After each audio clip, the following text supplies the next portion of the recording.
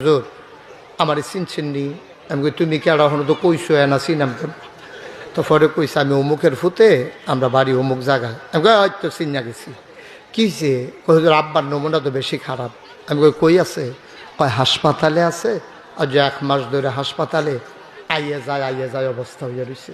আমি কই বাবারে, তা এরকম অবস্থাত গেল গা, তোমরা আমার খবর দিলা না? কই হুজুর আসলে মাথাতে আইসেন, আপনার খবর দেওয়ার দরকার। গত রাত্রে আব্বারে জিজ্ঞাসতাম, আব্বা কিতা খাইতেন মনে কয়? কত সবে তো খাওয়াইছ, কিচ্ছু তার বাহি নাই। কত এরপরেও কিছু মনে কইনি? কয় হ নাগাইশের ফিরসা হুজুরে চাইতাম মনে কয়। তার লেগে হুজুর আপনার কাছে ফোন দিছি, আব্বাই আপনার চাইতো চায়। তো আমি যত ব্যস্ত থাকি, একটা লোক আমারে দেখতে চায়, এটা তো আর না গিয়ে তো উপায় নাই। তখন আমি ওনার হাসপাতালে গেছি পরে বেডের পাশে আমার একটা চেয়ার দিছে, বসছি। তো কইলাম কি নমুনা?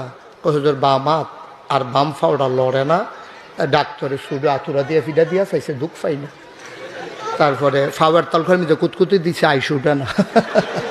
এবারে বাবরে ডেঞ্জারাস অবস্থা না করে, তো প্যারালাইজড হয়ে গেছে, কাজে এই নমুনা দেখা যেতেছে। আমি কইলাম যে তো আপনার ইয়া